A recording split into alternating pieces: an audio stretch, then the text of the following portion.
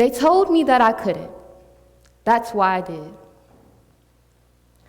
So I'm walking into middle school at 11 years old, enthusiastic about learning any and everything. And when I say everything, I mean everything.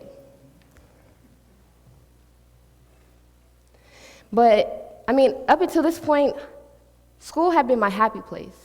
But when I got to middle school, some things about my academic experience began to change.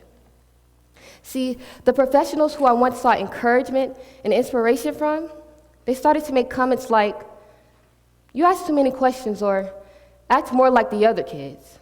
And for me, this was difficult. I was eager and excited and passionate. And I tried to express this to my teachers. I even remember at the mere age of 8 years old, pulling what seemed like all-nighters, staying up to 2 and 3 a.m. working on my third grade digestive system project. I was so interested and intrigued by the body that I couldn't even sleep. But after a while of having no one to encourage my growing curiosities, joy for learning, and just simply being at school, it took a toll on me. This lack of support and perceived disinterest by the adults that I spent most of my time with resulted in me shying away from expressing myself and overall disconnecting from the classroom culture. Instead of me asking questions, I was silent. And as I matriculated through middle school and then to high school, these trends continued. But when I got to high school, it worsened. People began to tell me that my goals were too high to reach and that maybe I should try something else. People began to tell me that my dreams were too big and that maybe I should try something else. And after hearing this from multiple people, I started to lose faith in myself. I actually believed that my life would plateau at a certain point soon. I was convinced that the odds were stacked against me and that I wouldn't be able to overcome them.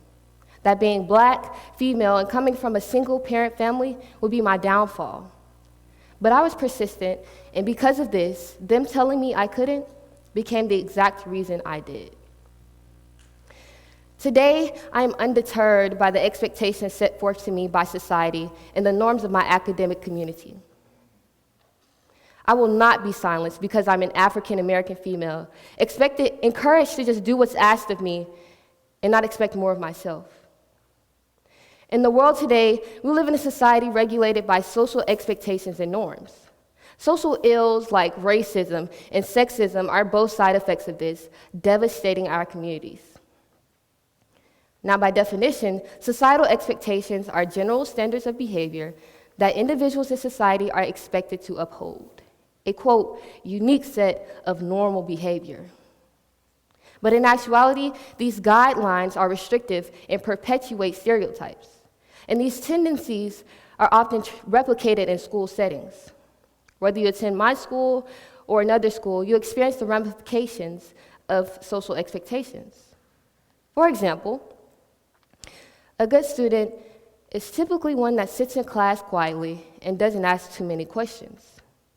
While on the other hand, a bad student is one that does anything that deviates from the norm. To get a better picture of what societal expectations are and look like, I'm now going to ask you to view this picture.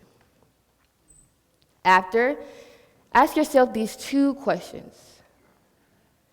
What did you expect these people's backgrounds to be?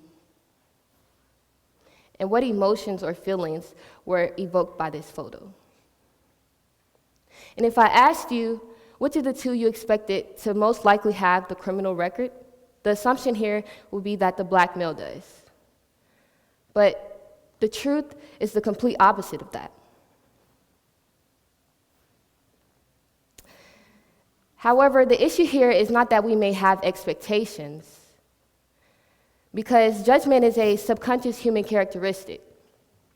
The issue lies in the fact that people force their perceptions onto others, subjecting them to a life that they may otherwise be reluctant living. According to the American Psychological Association, navigation of our complex social world is facilitated by our shared social expectations that influence behavior. So basically, we live the life that society expects. This means that unless we break through the boundaries that restrict us, our life isn't even our own. But these expectations and norms aren't what we think. They aren't rules plastered on a wall named the Declaration of How to Fit in Society. They're more like subliminal messages or hints given by adult figures, or even rules of thumb that everyone is suggested to follow. See, I attend an inner-city Title I school. A generalization of my school may be that the majority of the student population is Black, impoverished, and overall lack the ability to achieve success. To a greater degree, let's discuss the American class system. As far as societal expectations and norms, people are expected to remain into the class that they were born into. However, social mobility is a concept that made the United States the land of opportunity.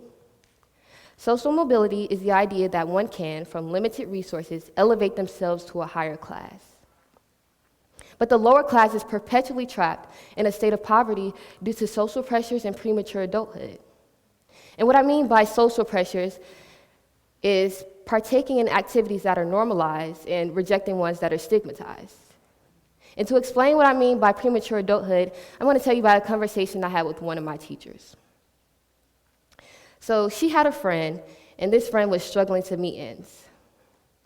See, her friend's mother was struggling with drug abuse, and her father, like many unfortunate cases in the African American community, was absent from her life. So at the age of 16, she had to assume the responsibilities of her parental figures by taking care of her younger siblings. Before she even had a high school diploma, she had to accept the duties of an adult. Members of the lower class are often not expected to overcome their circumstances, and people who do are considered exceptions. Kendrick Lamar, for example, $30 million net worth, 7-time Grammy Award recipient, and one of the most influential rappers of our time. Born and raised in Compton, California, and gangs with affiliations with gangs. He often raps about how he was told that he would never amount to anything, and that he himself didn't even believe that he would make it out of the hood.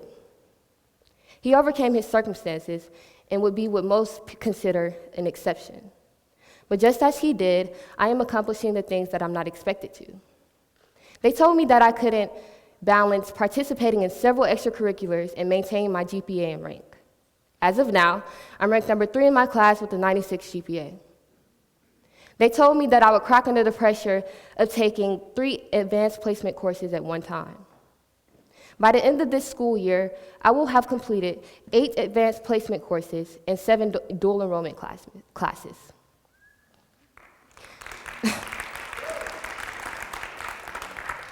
They told me that I couldn't be drum major in 10th grade, that an all-girls drum major squad would never come to be. This is my 3rd year as drum major, and last year was the first year in Mays High School history that we had an all-girls drum major squad.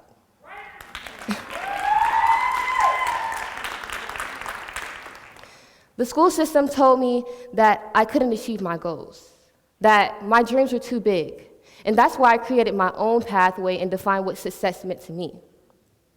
I challenge you not to give in to social pressures, to live the life that makes you the happiest and whole, to know that you are the architect of your future. Accomplish this by asking yourself one simple question: whose dream am I living? And if the answer is anyone but yourself, change it. Thank you.